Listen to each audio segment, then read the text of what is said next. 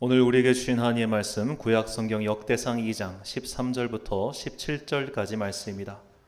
구약성경 역대상 2장 13절부터 17절까지의 말씀, 저와 함께 한 절씩 교독하시겠습니다.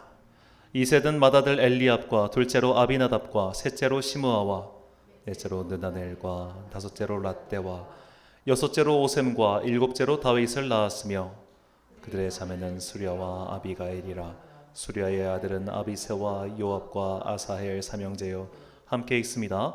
아비가일은 아마사를 낳았으니 아마사의 아버지는 이스마엘 사람 예델이었더라. 아멘. 요압 엇나간 가족사랑이라는 제목으로 하나님의 말씀 선포하겠습니다. 오늘은 많은 한국교회가 지키고 어린이 주일로 지키고 있는 5월의 첫 번째 주일입니다. 그리고 많은 또 한국교회가 이 주간, 그러니까 내일부터 한 주간을 보통 가정주간이라고 해서 이 5월 가정의 달을 맞이해서 가족 간의 사랑을 다시 한번 일깨우고 믿음의 가정을 세우기 위한 여러 가지 프로그램을 지금도 시행하고 있습니다. 우리가 많이 혼용해서 사용하고 있지만 이 가정과 가족이라는 단어는 의미가 살짝 다릅니다. 가정이란 의식주 활동을 공유하는 생활 공동체로서 인간이 태어나서 처음 맞닥뜨리는 사회 집단 또는 공간을 가리키고, 가족은 그 공간 안에 있는 공동체의 구성원을 일컫는 말입니다. 그러니까 가정이라 하면 결국 이제 어떤 공간적 의미와 또 집단적 의미가 같이 있고, 가족은 그냥 함께 사는 사람이라고 생각하시면 되겠습니다. 이게 이제 현대 사회에 접어들면서 우리는 가족의 의미가 많이 바뀌고 있는 시대를 살고 있습니다. 우리가 정말 어렸을 때 예를 들어 그 유명한 김수현 씨 드라마만 봐도 항상 대가족이 등장하죠. 대가족이 등장하고 식탁이 등장하고 막 할머니, 할머니, 아버지, 손자까지 다 같이 사는. 요즘 세상에 사실 그런 게 없는데 그런 게 항상 우리가 있었던 거예요, 과거에는. 지금은 이제 핵가족이 됐다가 이제는 아예 1인 가구, 1인 가족 시대가 되었습니다. 지금 여러 어르신분들부터 시작해서 젊은 세대까지 아마 1인 가구 인구만 포함해도 몇백만 세대가 될 거라고 이야기합니다. 이런 시대에는 더 이상 이런 전통적인 가족 개념이 참 통용이 안 되는 시대겠죠. 자녀가 없는 사람들, 결혼도 안 한 사람들, 혹은 부모가 없는 사람들, 이런 사람들에게 부모의 사랑, 자녀의 의무 이런 것들을 이야기하면 그냥 마이 동풍처럼 흘러갈 가능성도 매우 높기 때문에 오늘은 그렇다면 우리가 이 시대에 새롭게 선포되어야 할 이 하나님 나라의 가족은 어떤 가족인가에 대해서 말씀을 전하고자 합니다. 이런 하나님 나라의 가족에 대해서 말씀을 전하고자 할 때 어떻게 보면 귀한 보조제 혹은 반면교사의 역할을 하는 이가 바로 요압입니다. 오늘 우리가 살펴볼 인물 다윗의 부하인 요압은 그의 다윗의 사촌 조카였음을 본문이 밝히고 있죠. 본문 16절 말씀입니다. 그들의 자매는 수랴와 아비가일이라. 수랴의 아들은 아비새와 요압과 아사헬 삼형제요. 다윗에게는 위로 형이 6명이 있었고 누나가 2명 있었습니다. 총 9남매였던 셈이죠.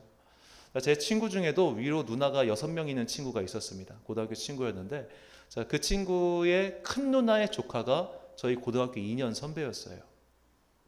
그러니까 예전에는 아들을 낳기 위해서만 여자 딸 낳다가 아들 툭 튀어나다 보니까 그 큰 누나가 시집 일찍 보내면은 이렇게 나이가 많은 조카가 생긴 겁니다. 다윗과 요압이 이런 관계였습니다. 조카였지만 나와 나이가 비슷하거나 약간 어린 그런 조카였던 거예요.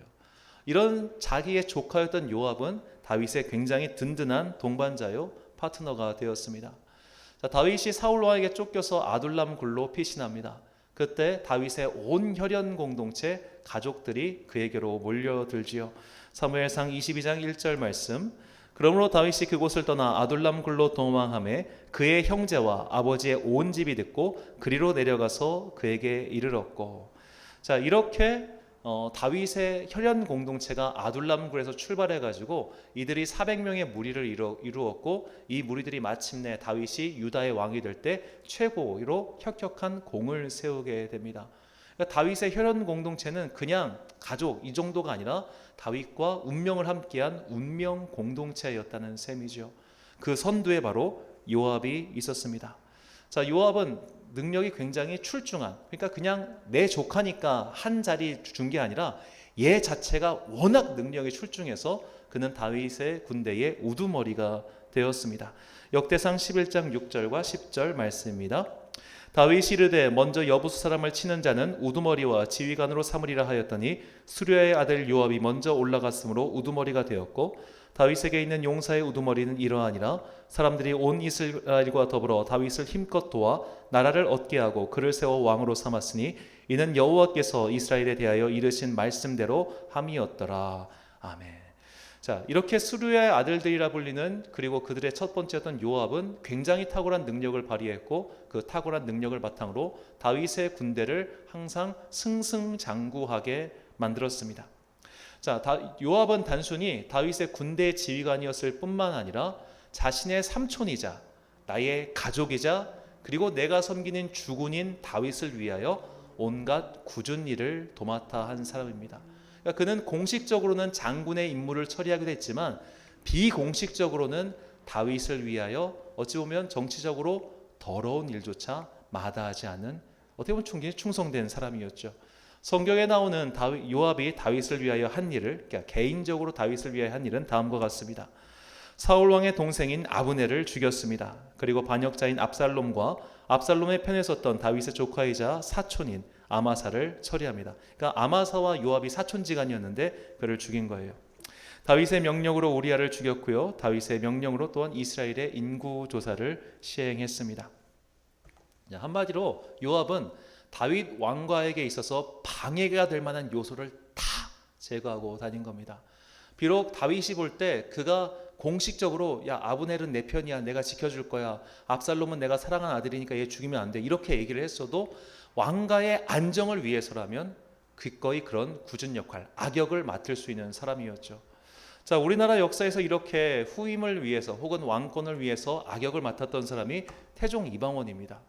자, 이 태종 이방원의 그 악역 역할에 대해서 굉장히 잘 만든 드라마가 뿌리 깊은 나무예요. 여기에 보면 이제 송중기 씨가 세종대왕 이도로 등장하는데 이런 말을 합니다. 피는 내가 다 짊어지고 갈 테니까 너는 선정을 펼쳐라라고 해가지고 모든 사람, 그러니까 왕권에 방해되는 모든 사람을 죽입니다. 첫 번째로 그가 처리했던 사람이 자신의 처가 식구들이었어요. 민무구, 민무휼, 민무질 형제들을 모두 제거합니다. 그러니까 자기 부인인 원경하고 민씨의 동생, 남동생들을 다 죽였어요. 근데 이 남동생들이 자기가 왕권을 차지할 때 1등 공신이었습니다. 어려울 때 함께했지만 왕권에 방해되니까 죽였어요. 자, 그 다음에 세종대왕의 장인어른이었던 영의정 시몬을 척결합니다. 이 집 사람들 전부 다 죽여요. 그래서 갑자기 이제 드라마 얘기지만 뿌리 깊은 나무에서 장혁이 나오는데 그 장혁이 시몬 댁의 노비였어요. 그래서 이제 도망가다가 이제 이도가 살려주는 그 장면이 나오는데, 자, 이 시몬 영감을 다 없앤 이유는 다른 게 아니에요. 나중에 세자인 이 세종이 왕이 되었을 때 혹시라도 얘들한테 방해가 될까봐 미리 없애버린 겁니다. 그러니까 이 태종은 정말 칼부림을 했던 왕이었고, 어떤 역사학자들은 그렇기 때문에 세종이 안정적으로 수십 년간 나라를 다스렸다라고 평할 정도입니다. 그러니까 어쩔 수 없어요. 인간 조직에는 이렇게 악역을 맡을 사람이 필요해요. 그리고 그 악역을 요압이 도맡아서 다윗을 위하여 했다는 것이죠. 자, 이렇게 해서 요압을 통하여, 요압으로 인해 다윗 왕가가 안정적으로 발전하게 됩니다.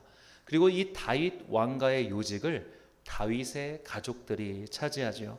사무엘하 16절과 18절까지 말씀입니다. 수르의 아들 요압은 군사령관이 되고 아힐룻의 아들 여호사밧은 사관이 되고 아히두베 아들 사독과 아비아달의 아들 아비멜렉은 제사장이 되고 스레야는 서기관이 되고 여호야의 아들 브니야는 그렛 사람과 블렛 사람을 관할하고 다윗의 아들들은 대신들이 되니라. 자, 여기서 대신들이라고 번역한 히브리어는 코헨인데 이는 제사장이라는 뜻입니다.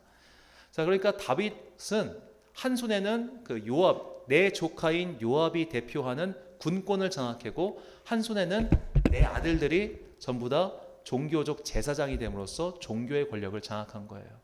그러니까 이 요압이라는 인물이 단순히 그냥 전쟁을 잘하는 내 조카 이 정도가 아니라 다윗 왕가를 이렇게 완성하기 위해서 정말 분골쇄신한, 어떻게 보면 다윗 입장에서는 굉장한 충신이라고 볼 수 있습니다.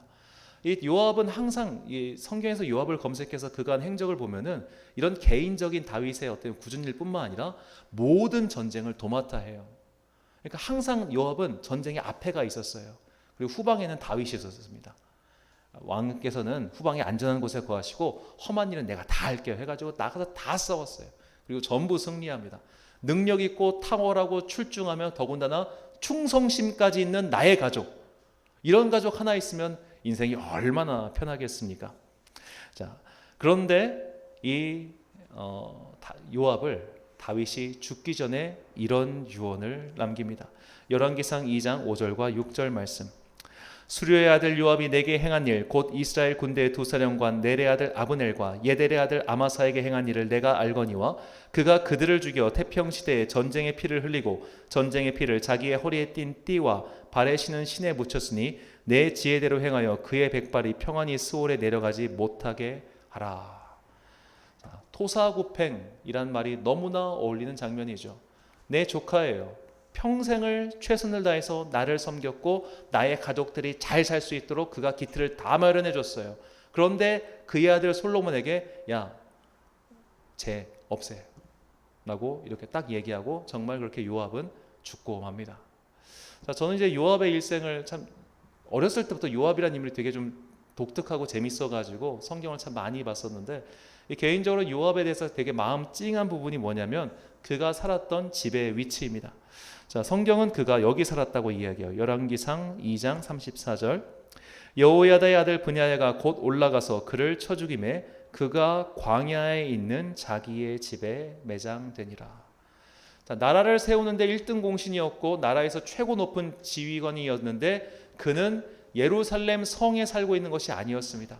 다윗의 성에 살고 있지도 않았습니다. 그는 좋은 동네 살지 않고 광야에서 살고 있었어요.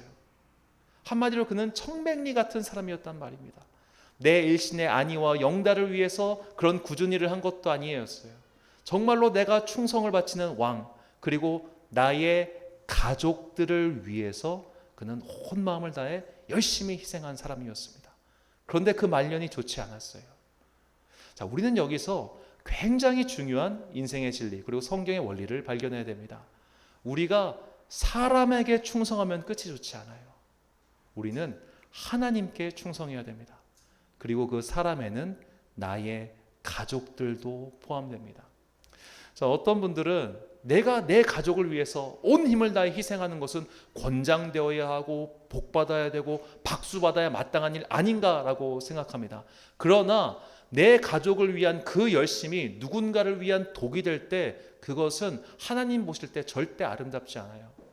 자, 학교 폭력이 일어났습니다. 학교 폭력이 일어났다고 엄마한테 전화를 했을 때 거의 대다수의 어머니가 이 말을 한답니다. 우리 애가 그럴 애가 아니라고요. 우리 애는 그럴 애가 아니에요. 나쁜 애를 만나서였을 거예요. 자, 내 가족 사랑이 도가 지나치면 객관성이 상실하고 그것은 누군가를 향한 독이 돼요. 자, 이제 곧 개봉할 것 같은데 영화 제목이 참 신기하죠. 네 부모 얼굴이 보고 싶다.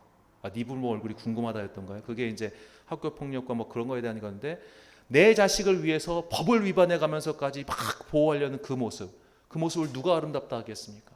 요압이 그런 사람이었어요. 내 가족을 위해서라면 나는 얼마든지 불법을 저지를 수 있고 내 가족을 위해서라면 얼마든지 피를 흘릴 수 있어. 그러니까 끝이 좋지 않았던 거예요. 오늘 우리는 이것을 반성해야 됩니다.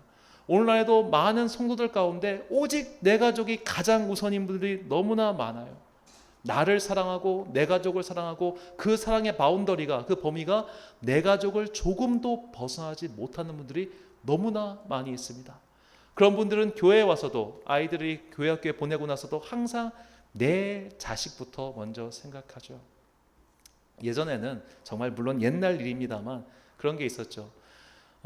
교회 가면은 예를 들어 교회 어른들을, 저 어른이 내가 누구 집 자식인지 알아요. 너 김장로님네 손자구나. 너 김권사님네 아들이구나. 그러다 보니까 내 부모를 저들이 아니까 내가 함부로 행동을 못하는 거예요. 교회 안에서조차도. 그리고 함께 그렇게 약간 영적 가족 공동체가 되는 거죠. 오래된 교회는 물론 다 이런 특성들이 있는데, 자, 요즘 같은 경우는 특히 대형교회로 가면 갈수록 이게 누구 집 자식인지 저게 누구 집 자식인지 관심이 없어요. 그리고 이제는 사람들이 관심 갖는 것도 꺼려해요. 자, 우리가 왜 교회가 신방을 다닐 때 목사만 가지 않고 성도들이 함께 가느냐, 그 집이 잘 사냐 못 사냐 그걸 보러 가는 게 아닙니다. 우리가 영적 가족을 이룬 공동체이기 때문에 함께 기도하고 사랑의 교제를 나누기 위해서 가는 거예요. 교회는 영적 가족 공동체입니다. 이곳에서조차 내 혈연 가족을 우선해서는 이곳이 아름다운 하나님 나라가 될 수 없는 것이죠. 그래서 주님께서는 이 영적 가족 공동체에 대해서 이런 말씀을 하셨습니다. 마가복음 3장 31절부터 35절까지 말씀입니다. 그때 예수의 어머니와 동생들이 와서 밖에 서서 사람을 보내어 예수를 부르니 무리가 예수를 둘러 앉았다가 여짜오되 보소서 당신의 어머니와 동생들과 누이들이 밖에서 찾나이다. 대답하시되 누가 내 어머니이며 동생들이냐 하시고 둘러 앉은 자들을 보시며 이르시되 내 어머니와 내 동생들을 보라. 누구든지 하나님의 뜻대로 행하는 자가 내 형제요 자매요 어머니니라. 아멘. 자, 예수님께서도 물론 혈연 가족을 중요하게 생각하셨어요. 그러니까 요한복음에서 보면 그분께서 십자가에 달려 돌아가실 때 사랑하는 제자 요한에게 야, 네 어머니다. 네가 평생 보살펴라 라고 이야기를 하죠. 예수님의 12제자는 모두 순교했습니다. 그런데 요한만 순교 못했어요. 왜냐하면 마리아가 너무 오래 살았거든요. 안 죽어. 이 아줌마가 안 돌아가셔. 그래가지고 요한이 90개 넘게 살았다는 거예요. 실제로. 그러니까 그래서 그런 얘기를 합니다. 내 동료들은 다 죽었어요. 영광스러운 순교를 했어요. 그런데 나는 이 할머니가 아직도 안 돌아가셔가지고 못 죽어. 계속 거기 살고 있어. 그런 마음이 사도 요한에게 분명히 있었다는 거죠. 그러니까 예수님도 마리아가 소중했겠죠. 그의 어머니가 왜 소중하지 않겠어요. 하지만 내 뜻대로 행하며 하나님 나라의 영적 공동체가 혈연 가족 공동체와 동일한 가치를 갖고 있다고 예수님께서 말씀하셨고 그것을 실천하신 겁니다. 그래서 옛날 목사님들이 이것을 실천하기 위해서 사실 가정을 등한시한 거예요. 그분들이 막 교회 성공에 목매달아 가지고 막 가정을 내팽개치고 막 교회 하고 산 것이 아니라 목사는 이런 이상적인 교회 공동체, 즉 나의 혈육 가족과 영적 가족이 동등한 가치를 갖고 있는 똑같은 가족이라는 것을 증명하기 위해서 본인의 가정을 희생할 수밖에 없었던 겁니다. 유명한 이야기가 있죠. 한국교회에서 많은 존경을 받는 옥하는 목사님, 그분 아들인 그 옥성호였던가요? 예, 그분 아들 그분은 지금 목사가 됐는데 아버지랑 정말 사이가 안 좋았답니다. 왜냐면 아빠가 한 번도 학교에 와본 적도 없고 나와 같이 해준 적도 없고 항상 아빠는 교회 교인 이랬던 거예요. 나는 아빠가 있는 사람인가? 도대체 뭔가 이 가족은 도대체 뭔가 그런 생각이 들었다는 겁니다. 그래서 한 번은 이 아버지가 자기 고등학생일 때인가 대학생일 때인가요? 그 가정에 대한 어떤 책을 썼는데 그 책을 아버지 앞에 집어던지면서 아빠는 이런 말할 자격이 없는 사람이라고. 실제로 뭐 저희 세대도 그렇지만 제 윗세대 목사님들 가운데 목회자 자녀 중에 아버지와 사이가 좋은 애를 전 별로 못 봤어요. 별로. 나중에 나이가 들어서 아버지를 이해하면서 이게 풀어지는 경우는 있었지만 다들 엄격했고 다들 힘들었다는 거예요. 그 유명한 가수 중에 그 가수 박정현 씨 아버지도 미국에서 이제 목사님이시지만 딸이 목사가 되기를 바랬대요. 공부를 잘하니까. 그리고 되게 엄하게 키웠다는 거예요. 가수 되는 거 끝까지 반대하고. 근데 워낙 탤런트가 출중하니까 그렇겠지만 옛날 목사님들은 이랬어요. 그냥 교회 목회. 이것은 그들이 막 성공에 목매달아서 그런 게 아니라 내가 이런 하나님 나라의 가정 공동체를 보여줘야 한다는 책임감 때문에 그들이 그렇게 행동했던 겁니다. 물론 우리가 과유불급이라고 오늘날 그렇게 행동하는 것을 아무도 권장하지 않습니다. 또 아무도 원하지도 않고요. 하지만 우리가 추구해야 할 방향이 오직 내 혈연 가족을 위한 공동체에서 이제는 벗어나서 하나님 나라 안에서 한 가정으로 부름받은 이 교회의 성도들을 위해 그들을 위해 기도하고 권면하고 아껴줘야 하는 것, 이것이 오늘날 우리의 사명이라는 것을 잊어서는 안 될 것입니다. 로마서 12장 10절부터 13절까지 말씀 우리가 참목소리를 읽겠습니다. 시작. 형제를 사랑하여 서로 우애하고 존경하기를 서로 먼저 하며 부지런하여 게으르지 말고 열심을 품고 주를 섬기라. 소망 중에 즐거워하며 환난 중에 참으며 기도에 항상 힘쓰며 성도에 쓸 것을 공급하며 손 대접하기를 힘쓰라. 아멘. 우리는 몸으로 묶인 가족 공동체도 물론 최선을 다해 잘 해줘야 합니다. 하지만 우리가 더 마음에 품고 목표로 삼아야 되는 것은 이 교회에 부름받은 영적 가족 공동체를 위해서 나의 물질과 시간과 에너지와 영적인 힘까지 쏟아 부어야 합니다. 함께 잘 돼야 됩니다. 어째서 교회가 처음부터 교회 안에 있는 가난한 지체들을 위해서 교회의 돈을 사용했을까요? 함께 사는 가족이기 때문에 내 가족이 고통당하고 있는데 어떻게 내가 가족을 외면하겠어? 그런 마음으로 그들을 도와줬던 것이죠. 우리는 오늘날 이런 영적 가족 공동체의 개념을 다시 회복해야 됩니다. 이 시대는 모두가 다 내 가족, 내 혈연 공동체를 챙기고 내 새끼 챙기는데 바쁜 시대예요. 이럴 때일수록 교회는 이런 흐름을 거슬러서 영적 가족 공동체가 무엇인지 깨닫게 하고 그 가족 공동체를 지향하며 살아가야 됩니다. 이것이 오늘날 이 시대에 주님께서 우리를 교회로 부르신 사명입니다. 사랑하는 천안 광성교회 성도 여러분, 그리고 이 예배를 함께 드리시는 귀한 주님의 자녀 여러분, 요압은 자기 가족에게 충성했지만 하나님께 충성하지 않았기 때문에 그의 말년이 비참했습니다. 이와 마찬가지로 우리가 언제까지 성도임에도 불구하고 내 가족, 내 새끼만 챙기다 보면 결국 그 끝이 성도로서 아름답지 못할 가능성이 참 많습니다. 그러므로 우리의 최종 목표는 예수 그리스도의 한몸인, 그렇게 지체로 부른 우리의 영적 가정을 위해서 내 혈육 가족과 동일한 사랑과 관심과 기도를 베풀어야 됩니다. 우리가 그렇게 교회 안에서 아름다운 영적 가정을 이루어 갈 때 주님께서는 우리를 통하여 정말 이 땅에 있는 많은 영혼들을 새롭게 하실 것이며 우리를 이 땅의 소금과 빛으로 삼아 주실 것입니다. 이 부르심의 소명에 충성하십시오. 이것이 다음 세대와 그리고 모든 세대가 앞으로 지켜나가야 할 성도의 의무입니다. 비록 세상이 이 길을 따르지 않는다 할지라도 우리는 끝까지 부르심의 소명을 따라 충성을 다하는 그리스도의 가족 공동체가 되시길 간절히 축원합니다. 기도하겠습니다. 사랑과 은혜가 풍성하신 아버지 하나님, 주님께서는 우리를 영적 가정으로 묶으셨습니다. 그 안에서 서로 사랑하고 인내하고 용납하고 품어주라 하셨습니다. 그러나 지금까지 우리는 너무나 혈연가족 중심으로만 살아왔습니다. 내 자식, 내 형제, 내 부모가 가장 소중했습니다. 이제 이 사랑의 외연을 확장할 수 있도록 성령님께서 우리 마음을 넓혀 주십시오. 주님께서 경계를 넘어서 그 사랑을 확장하셨듯이 우리도 혈연가족이라는 울타리를 넘어 하나님 나라의 영적 가족들을 동일하게 사랑할 수 있도록 인도하옵소서. 우리가 이런 사랑의 모범을 보여줄 때 우리는 비로소 세상이 감당할 수 없는 사랑을 보여주신 주님의 자녀들이 될 것을 믿습니다. 세상 사람과 똑같은 사랑의 수준을 넘어서 그리스도께서 보여주신 그 큰 사랑을 목표로 삼아 그 소명을 향해 한 걸음씩 나아가는 성도들 되게 하옵소서.